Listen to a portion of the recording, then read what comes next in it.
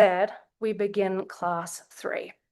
We're talking about the very likely fact that love is the only thing that truly exists.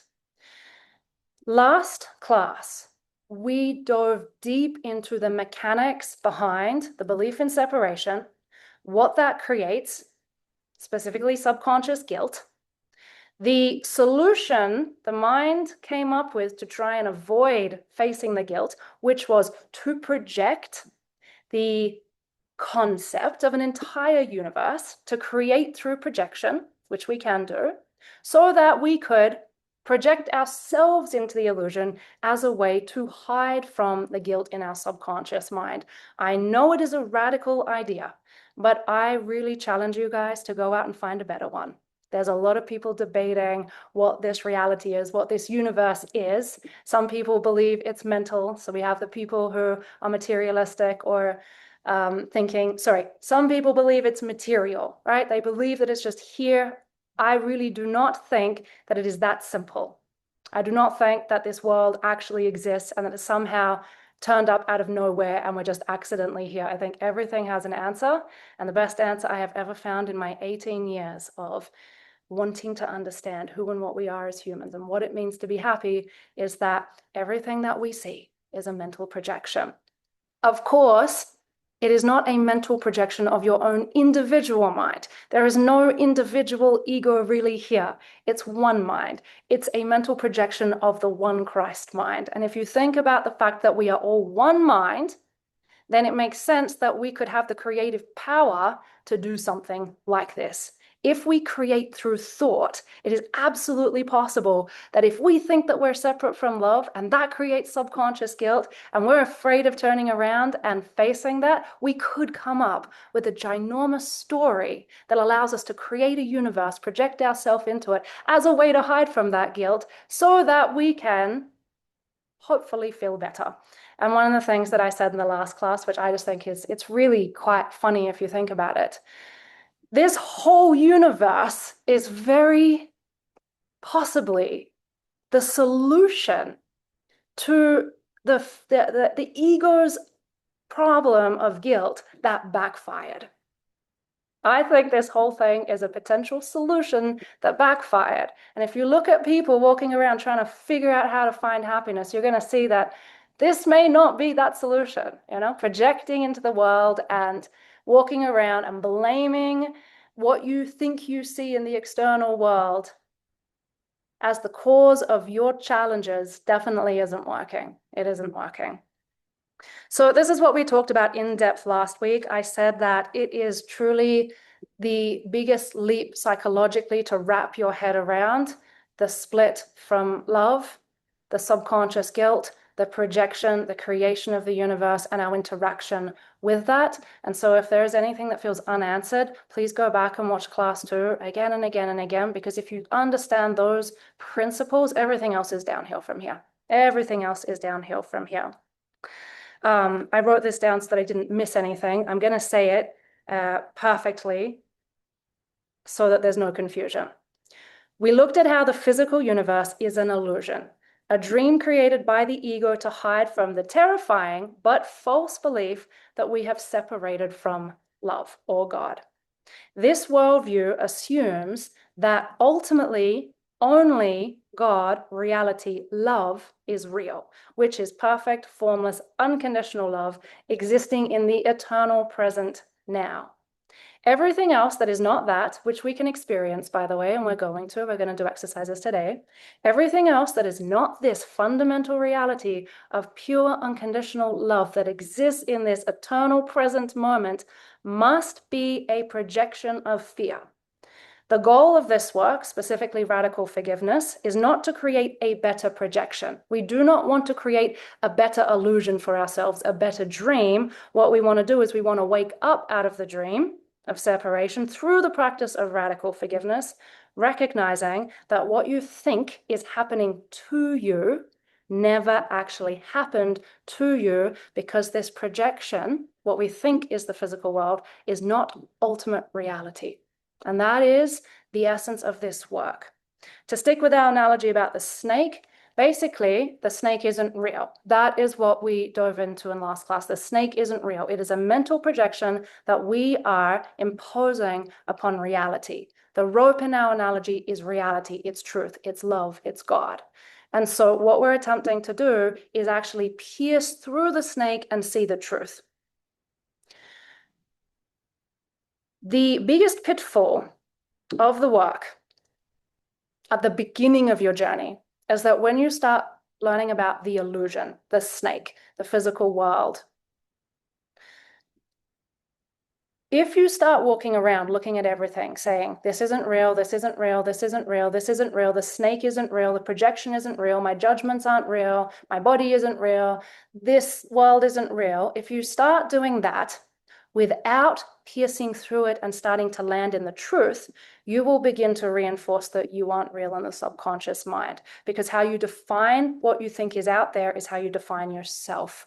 And so the idea of understanding the mechanics of the illusion, which is what we did in the last class, is not to get stuck on it. It's not to start walking around focusing on a snake that's not here.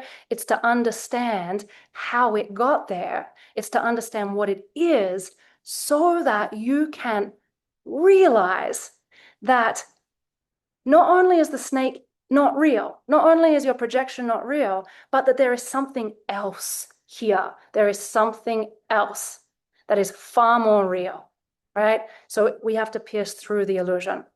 Last thing I want to say about last class's teachings is that if you wrap your head around them, what it leads you to understanding is that the cause of all your quote-unquote problems, from physical problems to sickness to disease to relationship problems to problems with money to problems with your career to problems with everything actually comes from a belief in separation from love. That is the cause of everything. And if you get this, then you do not need to spend a huge amount of time trying to solve problems out there. You can just focus on the cause of the problem, find a way to dissolve the cause of the problem so that what we call the physical symptoms, or at least the symptoms that you think you're seeing in the illusory physical world, begin to disappear. Don't spend a lot of time trying to solve problems out there, because everything fundamentally starts with solving the belief in separation. And it makes the work very, very focused, very focused. I had an amazing conversation yesterday with students in the long-term mentorship about the difference between manifestation and radical forgiveness. Manifestation often begins on this premise of I'm lacking something. The idea of lack comes from the belief of separation. And so we go out trying to get what we think we don't have. We try to get health. We try to get wellness. We try to get connection. We try to get money so that we can feel better, not understanding that the core principle underneath that motivation is separation. The core belief structure is separation. And if we're trying to manifest to get, we're never actually healing the core of the problem. And it's all about getting. It's all about getting. If we use radical forgiveness to completely eradicate the belief in separation at the core, we realize that we're already everything that we're searching for, which is what the mystics have been saying for years. We are everything we are searching for. We don't lack abundance, we are the definition of abundance. We don't lack safety, we are the definition of safety. We don't lack connection, connection is inherent. When we know that, we don't lose desire. It's just that our desires change so completely. To the ego, desire is about what I can get because I lack something. I desire what I don't have. When we desire from a state of love, we desire to extend, to give what we already are because we're full. And that is the difference. That is the difference. And I just realized recently that the words forget and forgive are telling us exactly how the ego functions and what to do to get ourselves out of this pickle. When you are forgetting yourself, listen to the words. You before try and get. You try and get. and it doesn't work. So when you are in a state of forgetfulness, you are always trying to get first, to fill a hole that you feel like is subconsciously there. And think about the word forgive. Forgive is about first giving. We give. When we know that we are whole, we give. What we give to another, we give to ourselves. It is a law of love. So it's right there. And I thought that this was a beautiful time to introduce those two ideas and definitions, because the biggest pitfall with forgiveness is that people think that we are forgiving something real. That is not what radical forgiveness is. Radical forgiveness is recognizing that nothing ever happened to us because the physical projection, which is a hallucination, didn't ever really happen. We're not walking around saying, I forgive you for doing this thing to me, because that would be making it real. We walk around saying, I remember that I am one with truth, I am innocent, I'm whole, and we practice that through giving it to another. We give our remembrance to another. That helps us free ourselves. That is forgiveness. Forgiveness. So next time you think of the word forgive, I need you to think, what I firstly give to another is what I give to myself. If I give judgment to another, I am judging myself. If I first give a misinterpretation of another to them, then I am misinterpreting myself. When I give them the gift of my true sight, then I see myself. This is forgiveness. And the opposite is forgetfulness. So this brings us to the question, when we dissolve the belief in separation, when we stop misperceiving, when we stop projecting onto ourselves and another, what is left? What is left? Because the ego is terrified of this. It says, you can't stop doing that. You can't dissolve the illusion. Don't get rid of me. There's nothing there. It's a big void. It's boring, which isn't true at all. It's just a beautiful lie that the ego would tell you. Fear is boring. Projection is boring. Judgment is boring. It's limiting. It's painful. So now we need to ask the question, what exists when the illusion is gone?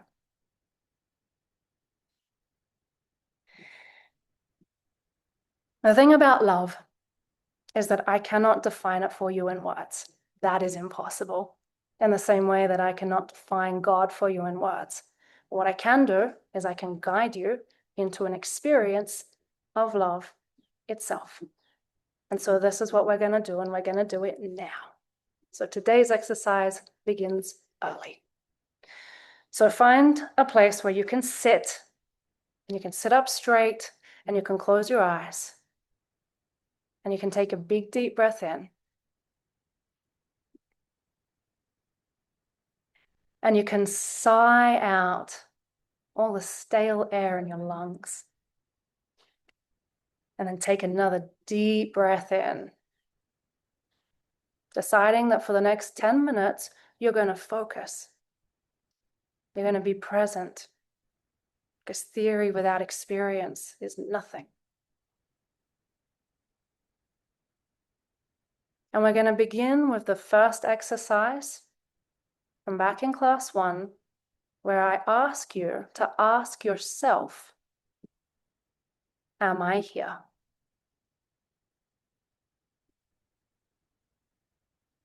Just tune into that question. Am I here? Don't yet worry about who the I is or what it is. Just try and feel your here-ness.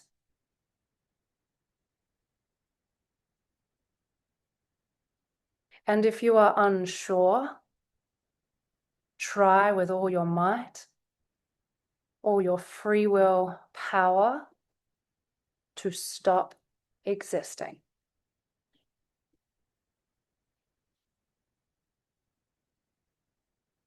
Try to cease to be. And realize that you have no evidence of ceasing to be ever.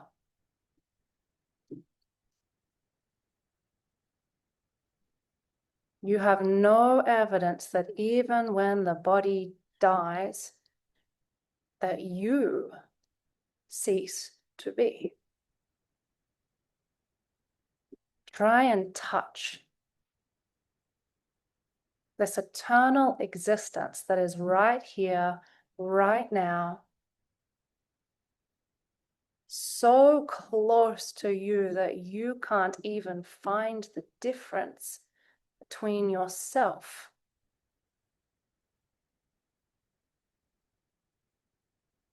and existence itself.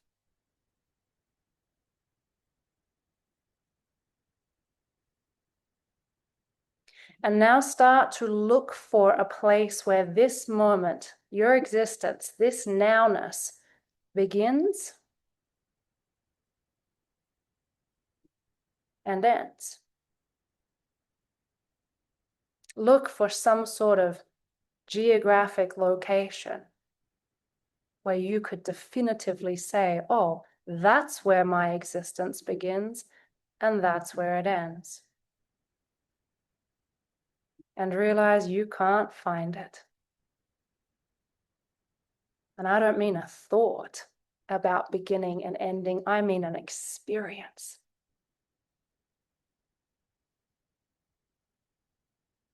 And begin to feel that this existence has nothing to do with gender or age or religion.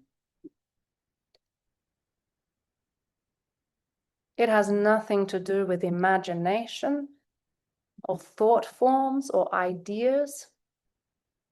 Ideas can come and go, and still you remain.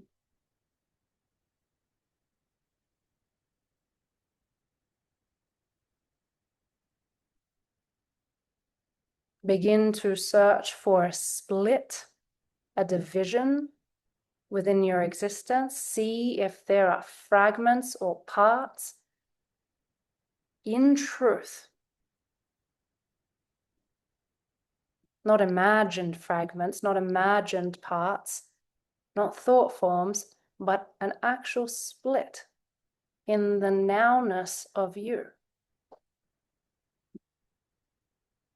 See that you can't find it. No split, no parts.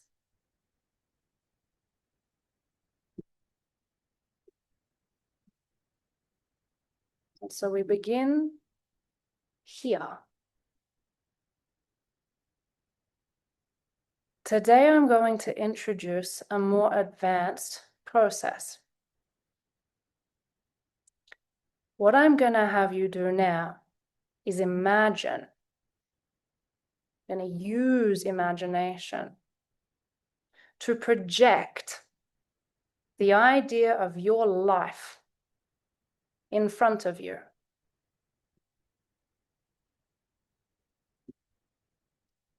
And I mean everything you think yourself to be.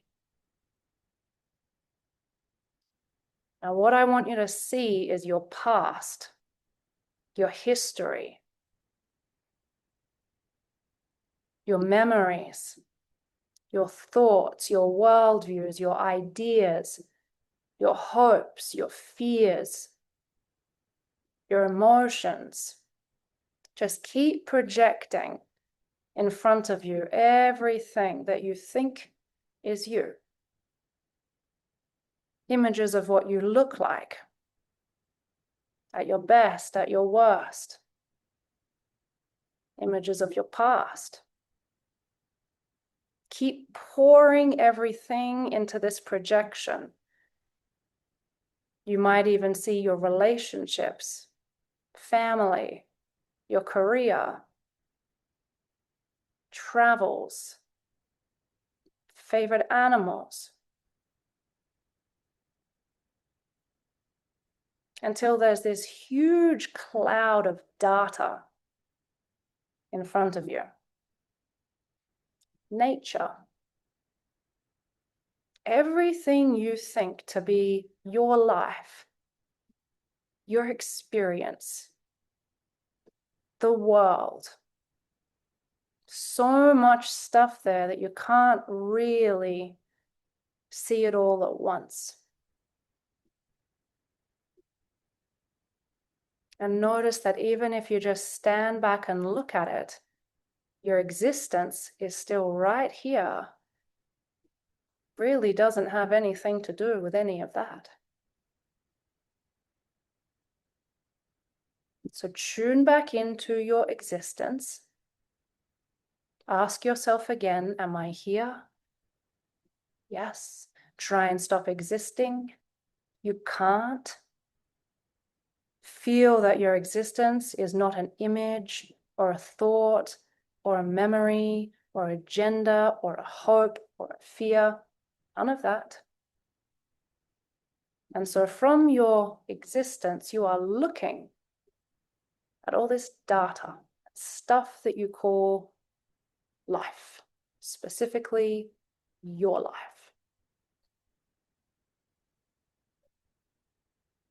And I want you to walk towards this cloud of data until you begin to feel yourself walking through it. Just looking.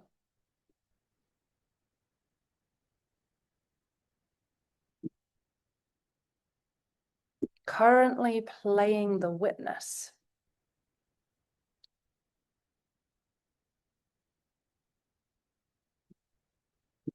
Some things you look at will be beautiful in your mind. Some things you look at will be painful in your mind. There's also emotions in here. Some good, some bad, some ugly, all based on your definitions. Just keep walking.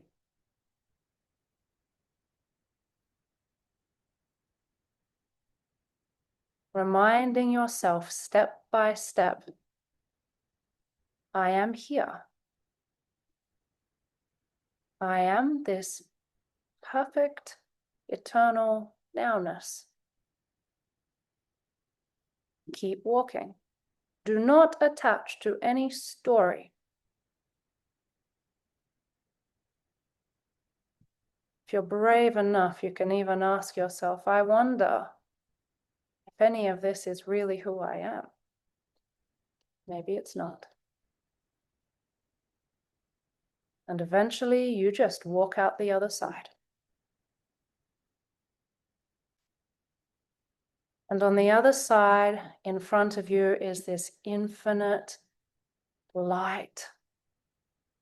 Beautiful, unending space.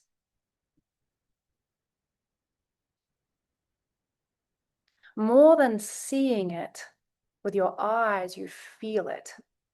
You're seeing it with your inner eyes.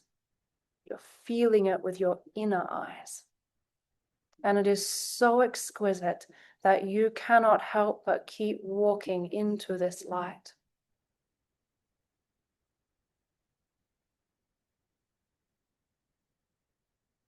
And the further you go, the more inviting it feels. It feels like it's calling you in. It feels like it's celebrating your return. You get a sense that it knows you. It knows who you are.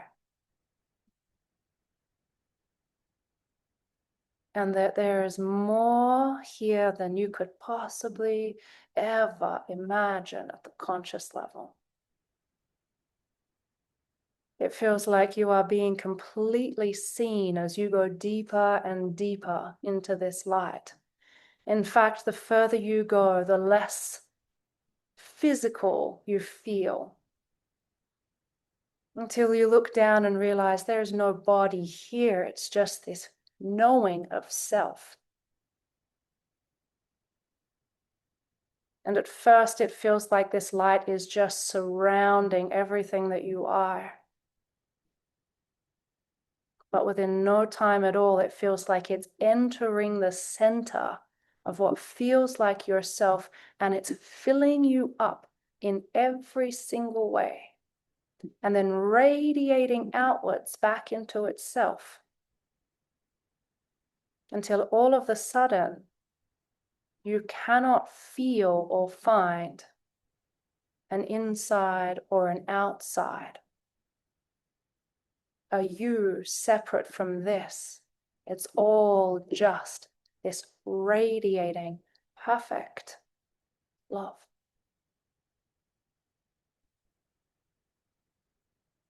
And you know it sees all of who you really are.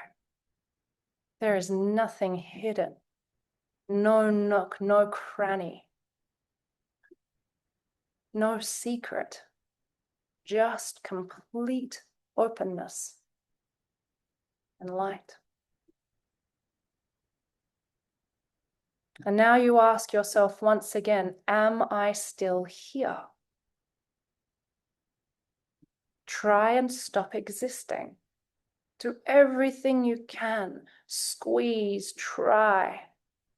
End your existence. And realize you cannot. And now try and search for the difference between your existence and this light. Is your existence somehow separate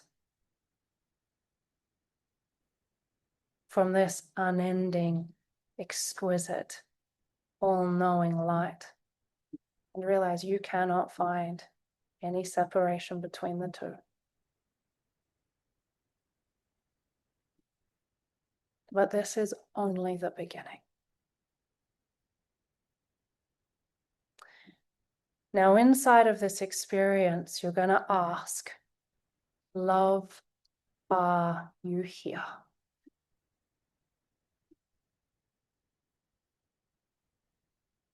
Love, are you here? If you are real,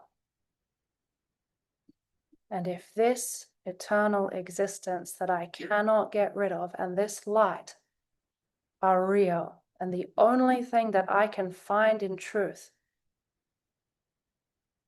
is love here,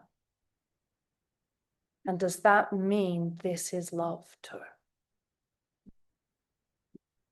And I need you to intuit that answer from your inner knowing.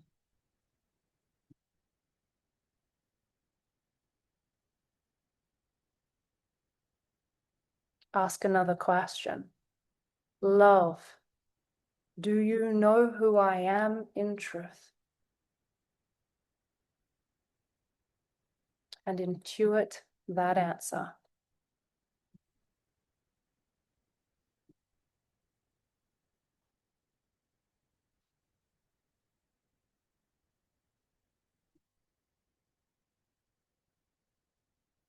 Ask another question. Love, do you have my highest and best interest in your mind? Do you care about me? Do you want me to find true happiness and peace, awakening and eternity? Is that your intention and your desire for me? Intuit that answer. Just try.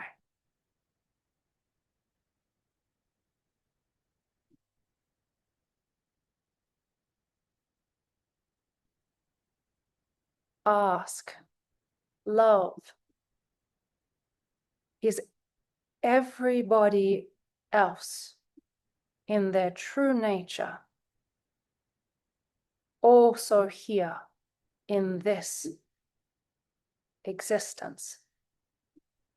Everyone I've ever loved, everyone I've ever known, the spirit of every animal, the truth, are they all here right now too? if this is all there is?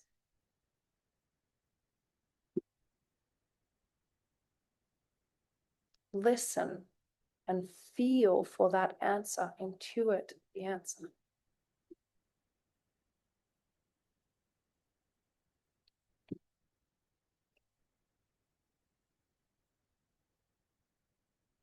Ask, love, have I ever done anything wrong? Am I in trouble for anything?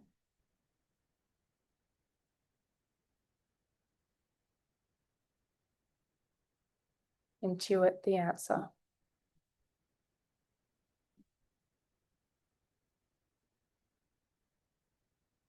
Love, did I ever separate myself from this?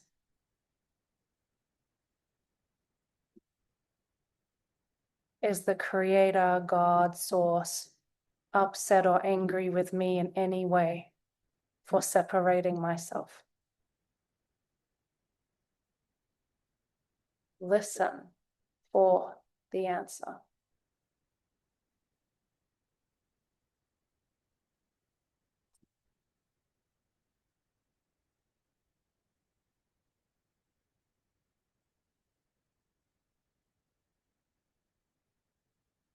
Ask, love, do I have to do anything? Do I have to prove myself or master something in the illusory world in order to be ready to come home, to know myself? Do I have to go on a big long journey?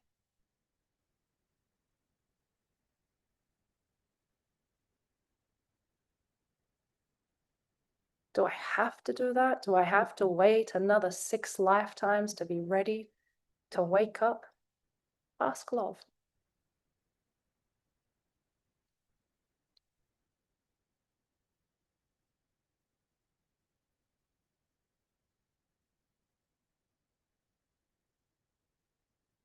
And final question for now, just for now.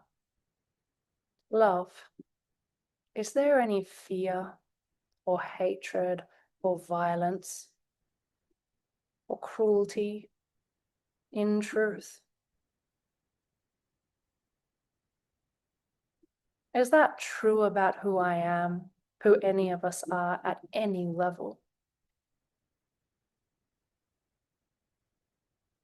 And listen and intuit the answer.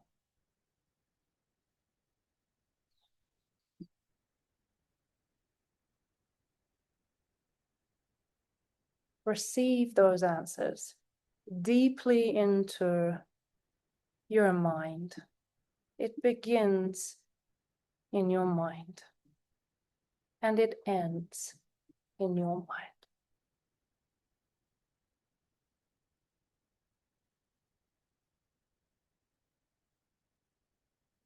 And feel what it feels like to hear the response to these questions from love.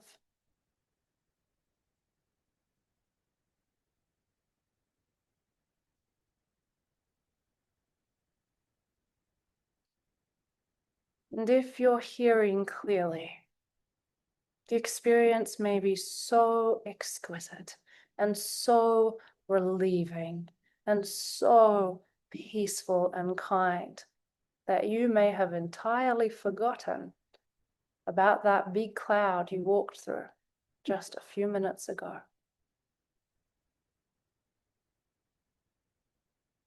And the second you think about the cloud, you turn around in your mind's eye and you look for it. You go searching for that thought form of a cloud. And you realize it's not there. It can't find it. It's gone. It just doesn't exist. But you are still here. And notice that it doesn't feel like you've lost anything when you're sitting in the truth.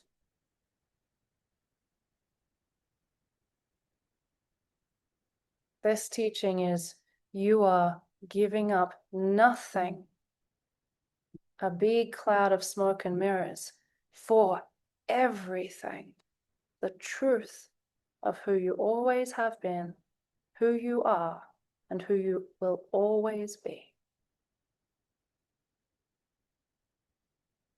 Take a big deep breath in now. Sigh out. Start to become aware of the body, but do not leave the truth in your mind. Are you still here? Yes. Can you stop existing? No. Is your existence this eternal now? You can't prove anything else, can you? Stay there whilst you wiggle the fingers and the toes, and notice that the body can begin to move without your mind going anywhere, anchored in truth, in love, in the now, in innocence, in freedom, in eternity. And yet the body can start to move. Become aware of the surroundings around the body, the room that you're sitting in, the environment that you're in. Become aware of them, but don't leave the truth. Don't forget who you are. Do not forget.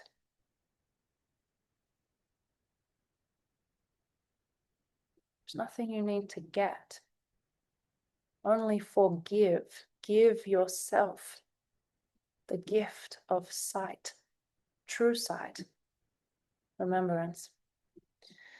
Take another deep breath.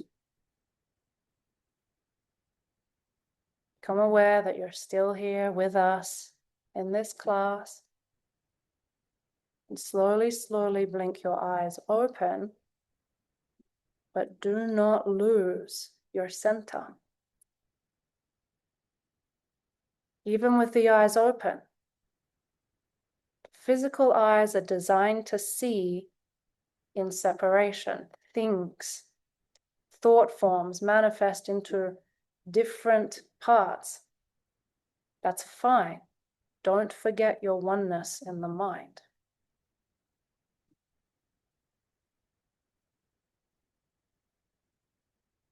Feel how that feels. It's important to practice returning to the truth in the mind and then opening the eyes and not losing that.